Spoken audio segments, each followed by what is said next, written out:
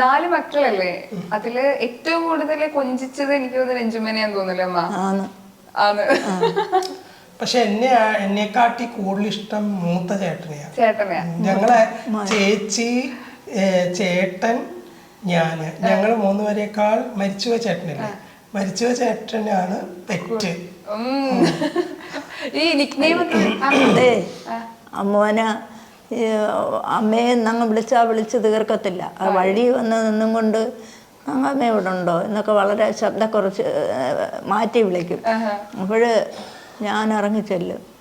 സഖാവാണെങ്കിൽ ഇങ്ങോട്ടൊന്ന് വന്നേ എന്ന് പറയും. എന്താ ആരും ഇങ്ങോട്ട് ഇറങ്ങി വാ എന്ന് പറയുമ്പോൾ ഓടി വന്ന് അങ്ങ് കെട്ടിപ്പിടിച്ചിട്ട് ഉമ്മയൊക്കെ തന്ന് അങ്ങ് കടകടാന്ന് കിടന്നങ്ങ് ചിരിക്കും.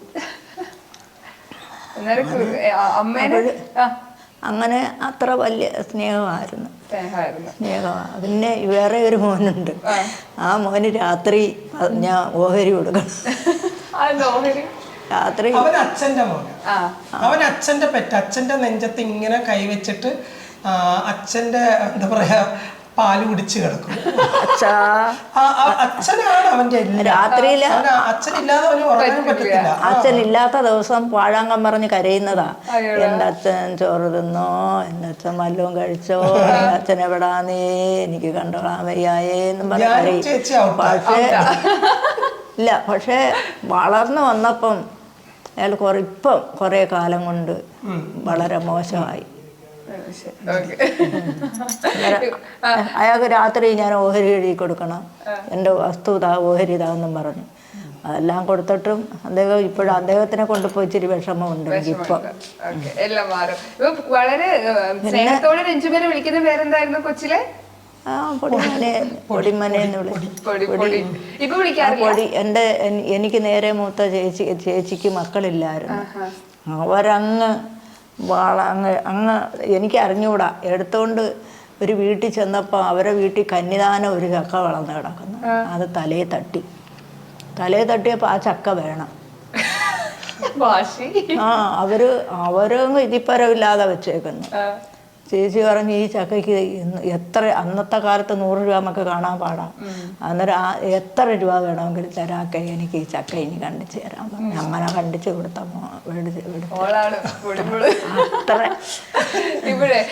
ശരിക്കും എനിക്ക് ഡൗട്ടുണ്ട്. ഞാൻ വല്യമ്മയുടെ മോളാണോ? മാധവി എന്നാണ് വല്യമ്മയുടെ പേര്. മാധവി. മാധവി പ്രസവിച്ചു വല്യമ്മ മരിച്ചുപോയി. ഈ മാധവി അമ്മ ഇനി മരിച്ച സമയത്ത് എന്നെ ഇങ്ങോട്ട് ആക്കിയതാണോ എന്ന് എനിക്ക് ഡൗട്ടുണ്ട്. അങ്ങനെ ആയാലും ഒരു കേട്ടോ. അപ്പോഴേ അതാണ് ഞാൻ ചേച്ചി ഔട്ടാ എപ്പോഴും. പക്ഷെ ഇപ്പൊ രഞ്ജുമ്മയാണ് കൂടെ സപ്പോർട്ട് സ്നേഹത്തിലൊക്കെ. ഇപ്പൊ രഞ്ജുമ്മ കൊറേ പഴയ കഥകൾ ഇപ്പോഴും വേദനിക്കുന്ന ഒരു മൊമെന്റ് പറഞ്ഞു. അമ്മക്ക് അങ്ങനെ ഓർക്കുന്ന ഒരു വിഷമമുള്ള എന്തെങ്കിലും ഉണ്ടായിരുന്നോ പണ്ട്? മോളൊക്കെ പറ്റിയോ? വിഷമിക്കാനൊന്നുമില്ല. ആരെയും കൂടെ അടികൂടാനും വഴക്കൂടാനും പ്രശ്നങ്ങളൊന്നുമില്ല. വളരെ നല്ലതായിരുന്നു. എവിടെ പോയാലും നല്ല കാര്യങ്ങളൊക്കെ ആയിരുന്നു എല്ലാവർക്കും. പിന്നെ എനിക്കിപ്പം വിഷമം അന്നുണ്ടായിരുന്നോ എന്ന് ചോദിച്ചാൽ എൻ്റെ ഭർത്താവിന് ഒരു അസുഖം ഉണ്ടായി, സുഖമില്ലാതൊക്കെ വന്ന്. അന്നേരം അതിനൊക്കെ നോക്കിയും കാണുകയൊക്കെ ചെയ്ത് എൻ്റെ 5.5 വർഷം എൻ്റെ ഭർത്താവ് തളർന്നങ്ങ് കിടന്ന് ഒറ്റ കിടപ്പ്. ഒരു മക്കളും 10 പൈസ ചിലവാക്കിച്ചില്ല. സർവ്വതും എൻ്റെ മോളെ വകയായിരുന്നു, രഞ്ജിമയുടെ. അങ്ങനെ അങ്ങനെ ഒരു ദുഃഖത്തിനൊക്കെ എല്ലാം പങ്കുകൊണ്ടത് മോളല്ലേ. അങ്ങനെയുണ്ട്. പിന്നെ ദുഃഖമെന്ന് വരുന്ന സ്ഥാനത്തല്ല എൻ്റെ മോള് നേരിടുന്നുണ്ട്. പിന്നെ എൻ്റെ ആളുകൾക്കൊക്കെ എന്തെങ്കിലും ഒരു ആപത്ത് വന്നാൽ മക്കളെ അവർക്ക് അങ്ങനെ ഇങ്ങനാന്ന് പറയുമ്പോൾ ആ കാര്യങ്ങളൊക്കെ പരിഹരിക്കുന്നു. അന്നേരം അതിൻ്റെ ഒരു സന്തോഷം ഇപ്പോഴുണ്ട്. അന്ന് ഇങ്ങനെയൊക്കെ വയ്യാതെയൊക്കെ വരുമ്പം ഒന്നുമില്ലല്ലോ അങ്ങനെ ഇങ്ങനെന്നൊക്കെ ഇങ്ങനെ വിചാരിച്ചിരിക്കുമ്പം വരും, പൈസയൊക്കെ കാശൊക്കെ കൊണ്ടുതരും. വേണ്ടുന്ന ഡ്രസ്സുകളും പിന്നെ സീറ്റും എല്ലാം ഒക്കെ കൊണ്ട് തരും. അങ്ങനെയൊക്കെ വലിയ ഇഷ്ടത്തിലൊക്കെ കഴിഞ്ഞു. പിന്നെ ദുഃഖം പണ്ടേ എനിക്ക് വലിയ ദുഃഖം വരാൻ കാര്യമില്ല. എൻ്റെ അച്ഛൻ 7 വയസ്സ് മരിച്ചു. അപ്പോഴെൻ്റെ അമ്മ ഒരു ജോലിക്ക് ഒന്നിനും പോയിട്ടുള്ള ആളല്ല. എനിക്ക് നേരെ മൂത്ത ചേച്ചി ആണ് ഞങ്ങളെ കാര്യങ്ങളെല്ലാം പരിഹരിച്ചത്. അപ്പോഴേക്കും എനിക്കൊരു വലിയ നിർബന്ധം, പണ്ടേ എനിക്ക് സ്വർണത്തോടങ്ങ് ഭയങ്കര ഇഷ്ടമാണ്, സ്വർണം. അന്നേരം എൻ്റെ ചേച്ചിക്ക് ഒത്തിരി സ്വർണ്ണമൊക്കെ ഉണ്ടായിരുന്നു, എല്ലാം എനിക്ക് തന്നതാണ്. അപ്പോഴെൻ്റെ കൊച്ചുനാളിലേ എനിക്കത് വേണം, അത് ഇട്ട്. അല്ല, ഞാൻ കമ്പനിയിൽ പോകുമ്പോൾ ചേച്ചിക്ക് എവിടെങ്കിലും പോകണം, അങ്ങോട്ട് മേടിച്ചിട്ടാൽ അന്ന് ഞാൻ ജോലിക്ക് പോകത്തില്ല, അത്ര നിർബന്ധമായിരുന്നു.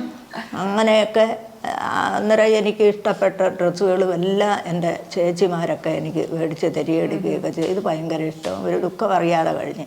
പിന്നെ കല്യാണം കഴിച്ച് അയച്ചപ്പോൾ എൻ്റെ ഭർത്താവാണെന്ന് വരി, മദ്യപിക്കത്തില്ല, മറ്റൊരു ദുർശീലങ്ങളില്ല, ജോലി ചെയ്ത് കാശ് നമ്മളെ കൊണ്ട് തന്നാൽ നാളെ അതെന്തോ ചെയ്തെന്ന് പോലും ചോദിക്കത്തില്ല. അത് എൻ്റെ കയ്യിലില്ല, ഒന്നുമില്ലെന്ന് പറഞ്ഞാൽ എന്ത് ചെയ്യുമെന്ന് ചോദിക്കത്തില്ല. പക്ഷേ ഞാനതൊന്നും മോശപ്പെട്ട് കളഞ്ഞില്ല. ഒരു മോളെ അയക്കാനുണ്ടായിരുന്നു, അന്നൊന്നും മക്കൾ തൻ്റെ ഇടമായില്ല മോളെ അയക്കുമ്പോൾ. അപ്പോൾ മോളെ അയക്കണ്ടേ, ഞാൻ അതിന് ഒരു മക്കളെയും ഇല്ലാതെ എൻ്റെ സാമർത്ഥ്യത്തിൽ എൻ്റെ ഭർത്താവ് കൊണ്ട് തന്നത്, ഞാൻ കഷ്ടപ്പെട്ടതും എല്ലാം സംരക്ഷിച്ച് വെച്ചിരുന്ന് അവളെ മാനമായ രീതിയിൽ അയച്ച്. പിന്നെ അത് കഴിഞ്ഞപ്പം മോക്ക് മക്കളൊക്കെ ഉണ്ടായിരുന്നു, 2 പെൺമക്കളായിരുന്നു. ആ കാര്യത്തിന് ഇവരൊക്കെ തരുന്നതെല്ലാം ഞാൻ സംഭരിച്ചൊക്കെ വെച്ചിരുന്നു. അതുമെല്ലാം നല്ല മംഗളമാക്കി. സ്ട്രോങ് അമ്മയാണല്ലേ സത്യത്തില്. ആ സ്ട്രോങ് ആണോ കിട്ടിയിട്ടുള്ളത്? അങ്ങനെ പറയാൻ പറ്റത്തില്ല. ഞാൻ ഈ സ്ട്രോങ് എന്ന് പറഞ്ഞു കഴിഞ്ഞാൽ നമ്മൾ എത്ര സ്ട്രോങ് ആണെന്ന് പറഞ്ഞാലും ഈ ആ ഒരു വീക്ക്നെസ് നമുക്കുണ്ടാവും അല്ലേ? എത്ര സ്ട്രോങ് പേഴ്സണും ഒരു വീക്ക്നെസ് പോയിന്റ് ഉണ്ടാവും. അപ്പോൾ ആ വീക്ക്നെസ് നമുക്ക് നഷ്ടപ്പെടുമ്പം നമ്മളിനി എത്ര സ്ട്രോങ് ആണെന്ന് പറഞ്ഞിട്ടും കാര്യമില്ല, അവിടെ നമ്മൾ തളരും അല്ലേ? അങ്ങനെയുള്ള ഒരാളാണ് ഞാൻ. അങ്ങനെ വലിയ സ്ട്രോങ്, എന്ത് കാര്യങ്ങളും ഞാൻ നേരിടും. എനിക്കിപ്പോൾ നാളെ ഒരു അത്യാവശ്യ കാര്യം സാധിക്കണമെന്നുണ്ടെങ്കിൽ ഞാൻ ഇന്ന് വരെ അതിനെപ്പറ്റി ഞാൻ ചിന്തിക്കുകയില്ല, അതിനെപ്പറ്റി പ്രിപ്പയർ ചെയ്യില്ല. പക്ഷെ ഞാൻ ആ ഒരു സ്പോട്ട് എത്തുന്നതിന് മുമ്പായിട്ട് എനിക്കത് സാധിച്ചു കിട്ടും. ദൈവത്തിന് അനുഗ്രഹത്താൽ അത് എങ്ങനെയെങ്കിലും എനിക്കത് സാധിച്ചു കിട്ടും. എത്ര പ്രതിസന്ധി ഉണ്ടെന്നുണ്ടെങ്കിലും ഞാൻ അത് തരണം ചെയ്ത് മുന്നിലേക്ക് പോകും. അത് പക്ഷെ അത് തരണം ചെയ്ത് പോയാലും നമുക്ക് നമ്മുടെ മനുഷ്യ സഹജമായിട്ടുള്ള ചില പോയിന്റുകൾ ഉണ്ടല്ലോ, അവിടെ ചിലപ്പോൾ ഞാൻ അങ്ങ് തളർന്നു. എന്താ അമ്മ പറയാൻ? ഞാൻ എൻ്റെ മക്കൾക്ക് ആർക്കും ഒന്നും സമ്പാദിച്ചൊന്നും കൊടുത്തിട്ടില്ലെങ്കിലും എൻ്റെ പ്രാർത്ഥന ദൈവത്തിൻ്റെ മുൻപിൽ അവർക്ക് ഫലപ്പെടുന്നുണ്ട്. ഞാൻ 3 മണിക്ക് എഴുന്നേക്കും. ഇപ്പോഴും ഞാൻ 2 മണിക്ക് എഴുന്നേക്കും. എന്നാൽ കാര്യം എനിക്ക് വെക്കമൊന്നും ചെയ്യാൻ വയ്യാത്തതുകൊണ്ട്. എഴുന്നേറ്റ് ആ പടങ്ങളെല്ലാം ഞാൻ വെള്ളം തൊട്ട് തുടച്ച് കഴുകി തൂത്ത് തുടച്ച് ഞാൻ സൂക്ഷം 4 മണിക്ക് ഞാൻ വിളക്ക് കത്തിക്കും. പണ്ട് തൊട്ട് ഇപ്പോഴും വരെ ഞാൻ എഴുന്നേക്കാൻ വയ്യ, എനിക്ക് വയ്യ, ഞാൻ എണീക്കാൻ വയ്യ എന്നും പറഞ്ഞ് എന്ന് കിടന്നാലും ആ കൃത്യസമയത്തിന് ഞാൻ എഴുന്നേറ്റ് വിളക്ക് കത്തിച്ച് നാമം ചൊല്ലും. എൻ്റെ പ്രാർത്ഥന എല്ലാം ദൈവം കേൾക്കുന്നുണ്ട്. ഇവിടെ ഓരോ കൊച്ചുങ്ങളും വന്ന്, ഇവിടെ ഒരു കൊച്ചു വന്നിട്ട് പറഞ്ഞ് 3 പരീക്ഷ എഴുതി ഞാൻ തോറ്റുപോയി, ഇനി 4മത്തതിന് വരിക, അമ്മ എനിക്കൊന്ന് പ്രാർത്ഥിക്കണേ എന്ന് പറഞ്ഞ് അവരെവിടെയുള്ള എന്താ ഇവിടെ വന്ന് കിടന്നിട്ടാണ് അവർ പോയത്. ഞാൻ പറഞ്ഞില്ല, മോള് ക്ലാസ്സായിട്ട് ജയിക്കുമെന്ന് പറഞ്ഞു. എൻ്റെ ഭഗവാനോട് പ്രാർത്ഥിച്ച് ഞാനങ്ങ് വീട്ടിൽ ചെന്നപ്പോൾ എന്നെ അവിടെ വിളിച്ച്, അമ്മയുടെ പ്രാർത്ഥന എനിക്ക്. ഞാൻ പ്രാർത്ഥിക്കുന്നത് എൻ്റെ മോളിറങ്ങുന്ന കാര്യങ്ങളെല്ലാം ഐശ്വര്യമാക്കി കൊടുക്കണേ, അവളെ തൊഴിൽ ഉയർച്ച ഉണ്ടാകണേ, പേരും പെരുമയും കൊടുക്കണേ, ആയുസ് വിശിരവും കൊടുക്കണേ, ആപദാരോഗ്യം കൊടുക്കണേ ഭഗവാനെ, കാലയും ഉള്ളാതെ ഞാൻ മരിച്ചാലും ഒരാപത്തും വരാതെ കിടക്കണേന്ന് ഞാൻ പ്രാർത്ഥിക്കുന്ന പ്രാർത്ഥനയാണ് എൻ്റെ മക്കളെ തീർച്ചയായിട്ടും. ആ പ്രാർത്ഥന കൂടെ രഞ്ജിച്ചിന്റെ ഫോട്ടോയും കൂടി ഉണ്ടല്ലേ? പ്രാർത്ഥനയുടെ നോക്കിയപ്പോ അവിടെ രഞ്ജിമയുടെ ഫോട്ടോയും കൂടി ഉണ്ട്.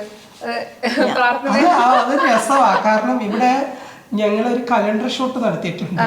അപ്പൊ അത് അഷ്ടലക്ഷ്മിമാരുടെ ഒരു കലണ്ടർ ഷൂട്ടായിരുന്നു. അപ്പം അതിനകത്ത് നമ്മുടെ പിള്ളേരെല്ലാരും ദേവിമാരായിട്ട് ഒരുങ്ങിയിട്ടുള്ള ഫോട്ടോയാ. അപ്പൊ അതില് ഹരിണിയുണ്ട്. ഹരിണി ധനലക്ഷ്മി ആയിട്ട് ഒരുങ്ങി ഉണ്ടോ? അപ്പം അമ്മ എല്ലാ ദിവസവും വിളക്ക് കത്തിച്ചിട്ട് ചന്ദനത്തിരി കൊണ്ടുവന്ന് അവിടെ ഊഴി അവിടെ അപ്പൊ ഹരിണി പറയുന്നത്, അമ്മമ്മയെ ഞാൻ ജീവനോടെ ഇവിടെ ഇരിപ്പുണ്ട്, അമ്മമ്മ എന്നെ ചന്ദനത്തിരി ഊഴി, ഞാൻ ഇവിടെ ജീവനോടെ ഉണ്ട് അമ്മമ്മേ. അല്ലേ ദൈവം തുല്യല്ലേ? ഈ പറഞ്ഞ ശരിയാ. അല്ല, വരുന്നവര് ആദ്യം അത് ദേവിമാരാണോ എന്നുള്ള രീതിയിലാണ് നോക്കുന്നത്, പിന്നീടാണ് അറിയുന്നത് അത് ഫോട്ടോഷൂട്ട് ആണെന്നുള്ളത്. അപ്പൊ അങ്ങനെ എവിടെയും കൊണ്ടുപോയി ഇപ്പോഴേ അല്ല, ഞാനത് എപ്പോഴും പറയാറുണ്ട്. കാരണം എനിക്കിപ്പോൾ എപ്പോഴും ഞാൻ മുമ്പ് പറഞ്ഞല്ലോ, എന്തെങ്കിലും ഒരു പ്രശ്നം, ഇപ്പോൾ ഒരു ബ്രൈഡൽ മേക്കപ്പിന് പോകുമ്പോഴാണെങ്കിൽ സമയം താമസിച്ചു, അങ്ങനെ എന്ത് പ്രശ്നങ്ങൾ അവിടെ വന്നാലും എന്തോ ഒരു അദൃശ്യ ശക്തി എന്നെ ചുറ്റിപ്പറ്റി ഇങ്ങനെ നിൽപ്പുണ്ട്. അതെനിക്ക് എപ്പോഴും ഫീൽ ചെയ്യാറുണ്ട്. ഒരു പ്രശ്നങ്ങളും ഇല്ലാതെ എനിക്കത് അങ്ങോട്ട് അവിടുന്ന് 4 കാലിൽ വീട് അങ്ങോട്ട് എഴുന്നേക്കാൻ എനിക്ക് കഴിയുന്നുണ്ട്. മേ ബി തങ്കമ്മയുടെ പ്രാർത്ഥന ആയിരിക്കും. ഞാൻ എൻ്റെ ചെറിയ നാളിലെ ഞാനൊരു പാർട്ടി പ്രവർത്തകയായിട്ട് എൻ്റെ കുടുംബത്തെ ഉള്ള സർവേ ആളുകൾ RSTയിലായിരുന്നു.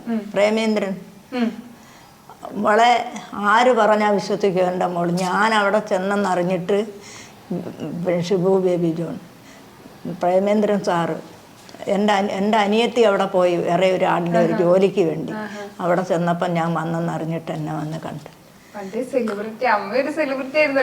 കേട്ടോ. അങ്ങനെ പിന്നെ അങ്ങനെയൊന്നും പറയണ്ട മോളെ, 9 പോലീസുകാരെ ഞാനും എൻ്റെ അനിയത്തി അടിച്ച് രണ്ടാമത്തെ നിലയിൽ കിടത്തി. പക്ഷെ ഒരു ഷാപ്പിന് വേണ്ടി ഒരു പ്രശ്നം ഉണ്ടായതാ. ആ ഷാപ്പ് ഈ രാജ്യത്തെല്ലാം പോയതെല്ലാം തിരിച്ചു വന്നിട്ടുണ്ട്. പേരൂർ അയവാർഡിനകത്തൊരു ഷാപ്പ് പിന്നെ വന്നിട്ടില്ല. ഞാൻ ഷാപ്പിന് വേണ്ടി അങ്ങനെ എല്ലാ കാര്യങ്ങളും പിന്നെ വന്ന ഷാപ്പിലായിരുന്നു മൂത്ത ചേട്ടൻ ജോലി ചെയ്തിരുന്നത്. അത് കുന്തലത്താഴെ ഇല്ലയോ? അത് വേറെ ഒരു സ്ഥലത്ത്. പിന്നെ ഒരു ഷാപ്പ് ചേട്ടൻ സ്വന്തമായിട്ട് അങ്ങ് നടത്തിക്കൊണ്ട് പോകുമായിരുന്നു. അമ്മയുടെ പുന്നാരപുത്രൻ എന്ന് പറഞ്ഞില്ലേ, പുന്നാരപുത്രൻ ഒരു ഷാപ്പ് അങ്ങ് ഏറ്റെടുത്തു. അല്ല മോളെ, ഞങ്ങളെ നാട്ടിലൊരു ഷാപ്പ് വന്നപ്പോ അവര് ചെയ്യുന്ന എന്തുവായിരുന്നെന്നറിയാവോ? കാലാവധി വരുമ്പോ അതിനങ്ങ് തീയിട്ടിട്ട് ചുമ്മാതെ വയ്ക്കുന്ന കുഞ്ഞുങ്ങളെ പേരിൽ അങ്ങ് കേസ് കൊടുക്കും. അവിടെ എൻ്റെ ചേട്ടത്തിയുടെ ഒരു മോൻ അവിടെ താമസമായി ആയപ്പോൾ അവൻ്റെ പേരും കൂടെ, സഹദേവൻ, അവൻ്റെ പേരും കൂടെ വന്ന്. അമ്മയും ഇതുപോലെ തന്നെ കാര്യങ്ങളൊക്കെ എന്തെങ്കിലും വന്ന ഇപ്പൊ പോലെ തന്നെ എത്തിച്ച് പറയാ, പ്രതികരിക്കുക, ചുറ്റുള്ളത് നോക്കില്ല. എനിക്കത് ഇങ്ങനെ പ്രതികരിക്കുമ്പോഴേ ഇപ്പം എന്ത് കാര്യങ്ങളും തുറന്നു പറയാൻ ധൈര്യം കാണിക്കുന്ന ഒരാളാണല്ലോ. അപ്പൊ അതിന് ചുറ്റിപ്പറ്റി വരുന്ന ഈ പറഞ്ഞ ഭീഷണി സ്വരങ്ങളൊക്കെ, അത്തരം കാര്യങ്ങൾ വരുമ്പം അമ്മ എങ്ങനെയാ? അമ്മ അറിയാറുണ്ടത്? അതൊന്നും ഇവിടെ എന്റേതായിട്ടുള്ള ഒരു പ്രശ്നങ്ങളും ഞാൻ വീട്ടിൽ ഷെയർ ചെയ്യാറില്ല. അത് ഇപ്പോഴും ഇല്ല, പണ്ടും ഞങ്ങളെ കുടുംബത്തിൽ അങ്ങനെ ഒരു പ്രശ്നവും ഷെയർ ചെയ്യില്ല. ഒരു കാര്യങ്ങൾ എന്നെ സംബന്ധിച്ച് എനിക്ക് എന്ത് പ്രശ്നങ്ങൾ വന്നാലും അത് ഞാൻ എൻ്റെ ബെഡ്റൂമിനകത്താണ് ഡിസ്കസ് ചെയ്യുന്നത്, ഞാൻ ഒറ്റയ്ക്ക്. അങ്ങനെ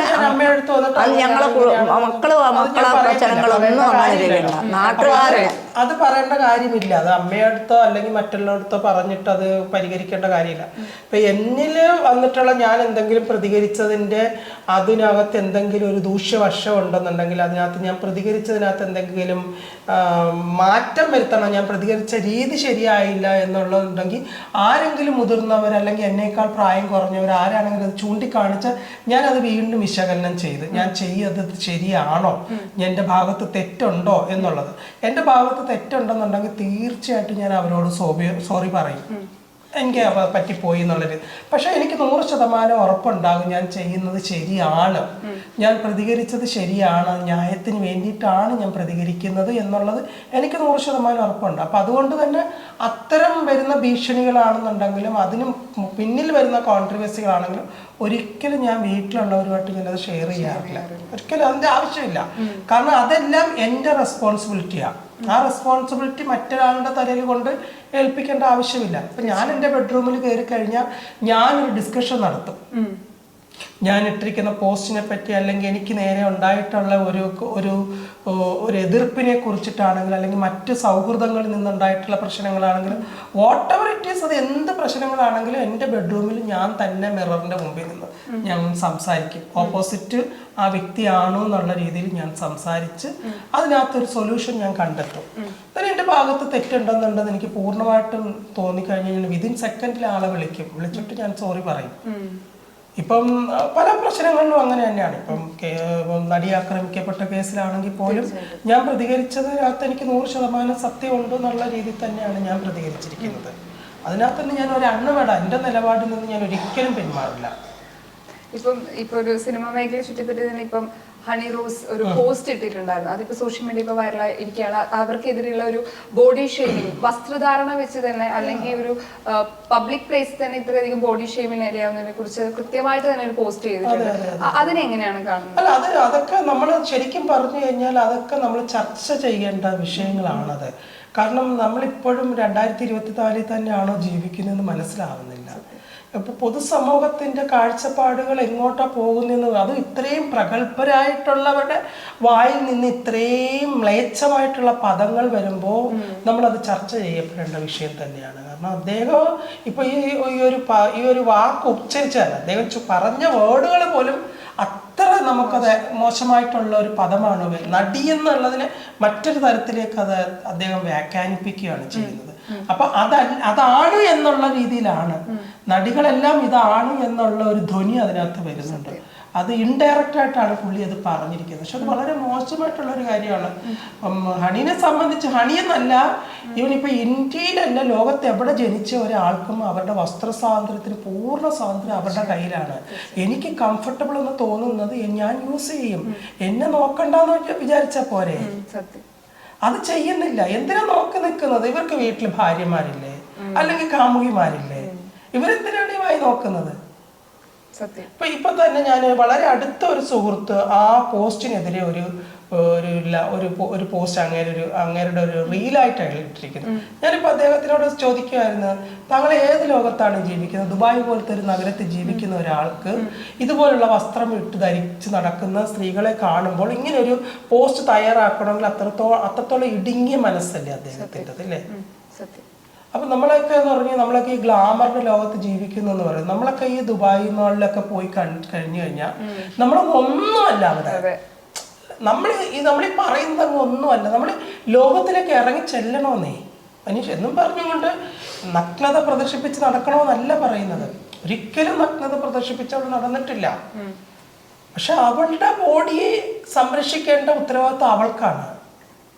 അതിനെ ഇങ്ങനെ പബ്ലിക്കലി വന്നിട്ട് മറ്റൊരു പേരുമായിട്ട് ഉപമിക്കുക, മറ്റാളുകളുമായിട്ട് ഉപമിക്കുക, അത് വീണ്ടും ഒരു വലിയ തമാശ ഞാൻ പറഞ്ഞു, ഇത് കേട്ട് നിങ്ങൾ ചിരിക്കൂ എന്നുള്ള രീതിയിൽ പൊട്ടിച്ചിരിക്കുക, ഇതൊക്കെ ആ കുട്ടീനെ അവഗണിക്കുന്നതിന് തുല്യമല്ലേ? പ്രതികരിക്കേണ്ട അടുത്ത് നമ്മൾ പ്രതികരിക്കണം. ഇപ്പം അമ്മയായാലും ഇപ്പൊ പണ്ട് മുതലേ ഭയങ്കര ആക്റ്റീവ് ആയിട്ടുള്ളതാണ്. ഇപ്പം പണ്ട് മുതലേ വളർത്തുന്ന സമയത്ത്, കുട്ടികളെ 4 പേര് വളർത്തുന്ന സമയത്ത് അമ്മ എപ്പോഴും മക്കളോട് പറഞ്ഞു കൊടുത്തൊരു കാര്യം എന്താ? മക്കളോട് പറഞ്ഞു കൊടുക്കുന്നത്, ആരുടെയൊക്കെയും വഴക്കിനൊന്നും പോകരുത്, ആരുടെയും സാധനങ്ങളൊന്നും എടുക്കരുത്, പള്ളിക്കൂടത്തിൽ നിന്ന് വല്ല പുസ്തകമോ പിന്നെ പേനായോ പെൻസിലോ ഒക്കെ എടുത്തുകൊണ്ട് വന്ന് എല്ലാ കൊച്ചുങ്ങൾക്ക് വഴക്കൊക്കെ ഉണ്ടായിട്ടുണ്ട്. അങ്ങനെയൊന്നും ചെയ്യരുത്, മക്കളില്ലാത്തവർക്ക് കൊടുക്കണം, ഇതൊക്കെ പറഞ്ഞു പഠിപ്പിച്ചിട്ടുണ്ട്. പിന്നെ അതുകൊണ്ട് ഇനി എൻ്റെ മോള് ഞങ്ങളെ പ്രദേശമായിട്ട് എന്ത് പ്രശ്നങ്ങൾ വന്നിരുന്നാലും എന്തോ പറഞ്ഞാലും ഞാൻ വരുമ്പം പറയുകയോ അതല്ലെങ്കിൽ അത് അവളൊരു പ്രശ്നമാക്കി വഴക്കാക്കി ഒന്നും ചെയ്തിട്ടില്ല. അയലത്തും നാട്ടുകാർക്കും ഒക്കെ ഭയങ്കര ഇഷ്ടപ്പെട്ടവളാണ് ഞാൻ പണ്ട് ബേബി ജോൺ RS ഉണ്ണി, പിന്നെ TK ദിവാകരൻ, ഇന്ന് ബാബു ദിവാകരൻ അദ്ദേഹത്തിൻ്റെ മകനാണ്, കഴിഞ്ഞ തൊഴിൽ വകുപ്പ് മന്ത്രിയായിരുന്നു. മക്കളെ പോലൊക്കെയാ എന്നെ ഞങ്ങളെ വിളിക്കുകയും പറയുകയും വർത്തമാനം പറയുകയും ഒക്കെ ചെയ്യുന്നത്. ഇഷ്ടം. ഇപ്പം സുഖമില്ലാതെ കിടക്കുന്നെന്ന് പറയുന്നു. ഇവിടെ ഇരുന്നാലും വിളിക്കും എന്നെ, സുഖമാണോ ഒക്കെ ചോദിക്കും. ഭയങ്കര ഇഷ്ടമാണ്. ബേബി ജോൺ എന്നൊക്കെ പറഞ്ഞാൽ പേരെടുത്ത മന്ത്രിയായിരുന്നു. അതെ, അവരൊക്കെ ഇതൊക്കെ ഇപ്പോഴത്തെ ഒന്നും മന്ത്രിമാരാന്ന് പറയാൻ പോലും നാണക്കേടുണ്ട്. ഈ വിശപ്പിന്റെ വിലയൊക്കെ അറിഞ്ഞുകൊണ്ടായിരിക്കും ഒരുപാട് പേരെ സഹായിക്കാനൊക്കെ. അല്ല, വിശപ്പിന്റെ വില അറിഞ്ഞത് കൊണ്ടൊന്നല്ല. ഇപ്പൊ എന്നെ സംബന്ധിച്ച് ഞാൻ കമ്മ്യൂണിറ്റിക്കിടയിലേക്ക് വരുമ്പോൾ ഭൂരിപക്ഷം ആൾക്കാർക്കും വീട്ടിലേക്ക് പോകാൻ പറ്റാത്ത സാഹചര്യങ്ങളായിരുന്നു. വീട്ടിലേക്ക് പോകുന്നില്ല, വീട്ടിലേക്ക് അക്സെപ്റ്റ് ചെയ്യുന്നില്ല എന്നുള്ളതാണ്. ഒരു കാലഘട്ടം വരെ എൻ്റെ വീട്ടിൽ കുറേ പേരുണ്ടായിരുന്നു താമസിക്കാനായിട്ട്. അപ്പൊ അതൊരു സന്തോഷം നിറഞ്ഞൊരു സന്തോഷം നിറഞ്ഞൊരു കിടക്കാൻ വീടില്ലാത്തവരെല്ലാം നിലവിളിച്ചുകൊണ്ട് പറക്കി കൊട്ടയ്ക്കകത്ത് വെച്ചുകൊണ്ട് വന്നിട്ടുണ്ട്. അവർക്ക് എല്ലാ സൗകര്യങ്ങളും ഞങ്ങൾ കൊടുക്കും. അവിടുന്ന് പിന്നെ വീടായാൽ മോളെ പോകുന്നത്. അവർക്ക് സ്വന്തം പാർട്ടിക്കാരെ കൊണ്ട് വസ്തു മേടിപ്പിച്ച് വീട് വെപ്പിച്ച് അവിടെ വീടിനകത്ത് അങ്ങനെയുള്ള ആൾക്കാരാണ്.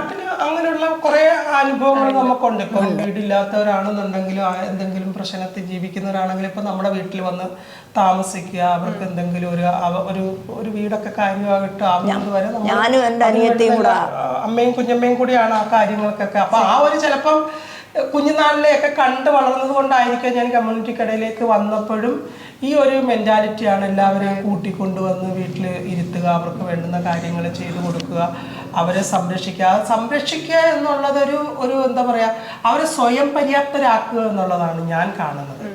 നാളെ ഒരു ജീവിതമുണ്ട് നമുക്ക്. ആ ജീവിതത്തെ നമ്മൾ